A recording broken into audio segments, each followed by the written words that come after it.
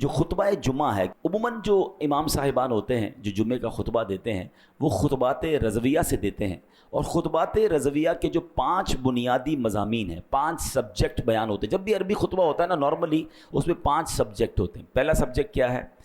اللہ پاک کی حمد و ثنا اور پیارے آقا علیہ الصلوۃ والسلام پر درود پاک پڑھا جاتا ہے۔ دوسرا سبجیکٹ یہ ہے تقوی اور محبت رسول کی نصیحت کی جاتی ہے۔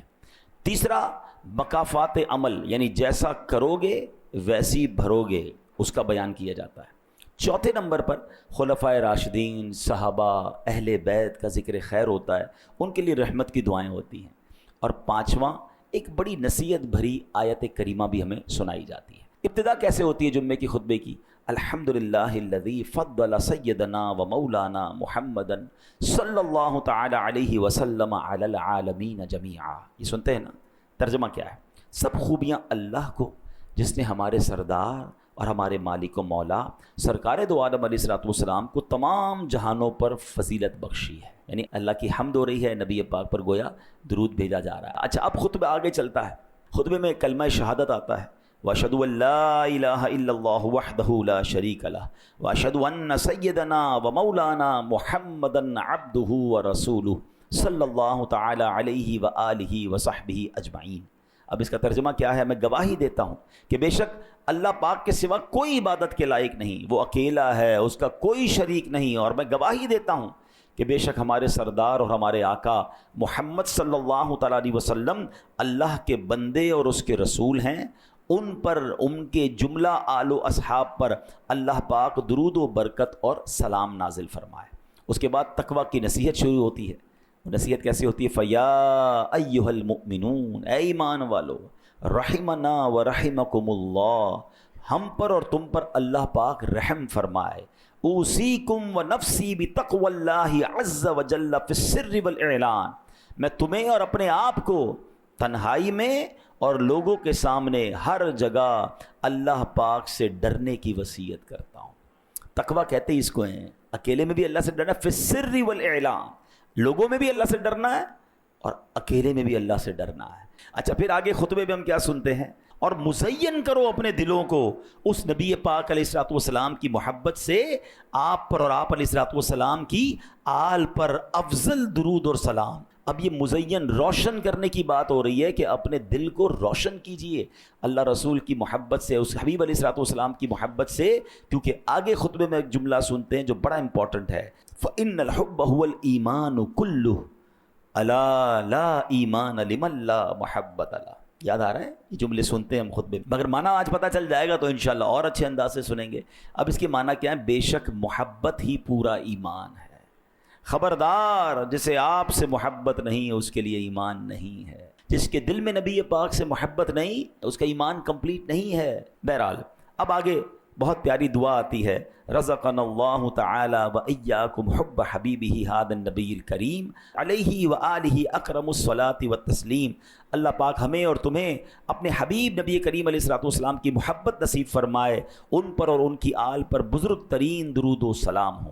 پھر ایک بڑی کمال کی حدیث ہے، البر لا یبلا والذنب لا ینسا والدیان لا یموت اعمل ما شئت کما تدین تدان۔ نیکی پرانی نہیں ہوتی۔ اب اس حدیث کا معنی سنیں، البر لا یبلا، نیکی پرانی نہیں ہوتی، والذنب لا ینسا، گناہ بھلایا نہیں جاتا، والدیان لا یموت، اور جس نے بدلہ لینا ہے، انصاف کرنا ہے، وہ اس کو موت نہیں آنی۔ اللہ کو تو موت نہیں آنی نا۔ فرمایا اعمل ما شئت کما تدین تدان، کر لے جو کرنا ہے، جیسی کرے گا ویسی بھرے گا۔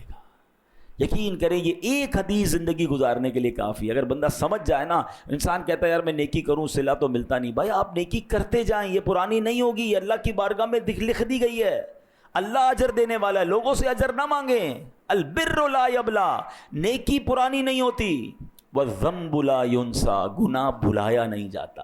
میں اور آپ ہزاروں گناہ کر چکے ہوں گے جو بھول گئے، مگر کہیں لکھا ہوا ہے گناہ کرتے وقت یہ یاد رکھنا کہ آج تو لذت کے لیے کر رہا ہوں، مگر یہ کہیں لکھ دیا جائے گا، بھلایا نہیں جاتا۔ اور پھر جس نے فیصلہ کرنا ہے نا، جس نے ہمارا حساب کتاب کر کے جزا اور سزا کا اعلان فرمانا ہے، اس کو موت نہیں آنی، والدیان لا یموت، اور پھر آگے جس طرح کہا گیا نا، اعمل ما شئت کما تدین تدان، کر لے جو کرنا ہے مگر جیسی کرے گا ویسی بھرے گا۔ یہ لائف میں جو بھی ہم کر کے جائیں گے نا، قبر میں سمجھ لیں اس کا رزلٹ کارڈ ملنا ہے۔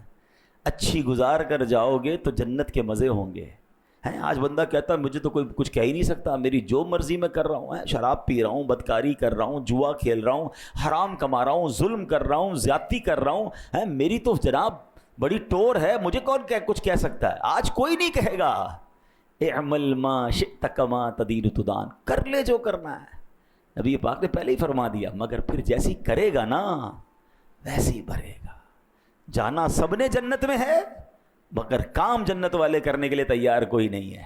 اور پھر جمعے کے خطبے میں ایک آیت، جھنجھوڑنے والی آیت ہے جو ہر جمعے کے خطبے میں ہم سنتے ہیں، فَمَن يَعْمَلْ مِثْقَالَ ذَرَّةٍ خَيْرًا يَرَهُ وَمَن يَعْمَلْ مِثْقَالَ ذَرَّةٍ شَرًّا يَرَهُ۔ کیا ترجمہ ہے؟ تو جو ایک ذرہ بھر بھلائی کرے وہ اسے دیکھے گا، اور جو ایک ذرہ بھر برائی کرے وہ اسے دیکھے گا۔ ہم نہیں سوچتے کہ یار چھوٹا سا ہی تو گناہ ہے نا، کون دیکھ رہا ہے، چلو کر لو یار، آج کر لو کل سے نہیں کروں گا۔ یہ ذرہ بھر برائی بھی اٹکا سکتی ہے، قرآن کہتا ہے اس کو دیکھو گے۔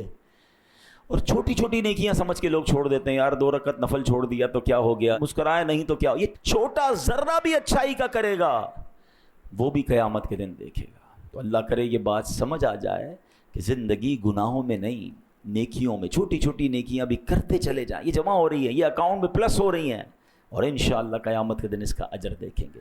اللہ مجھے اور آپ کو جمعے کے خطبے کو سمجھنے میں اور اس کو انڈرسٹینڈ کر کے اس پر عمل کرنے کی توفیق عطا فرمائے۔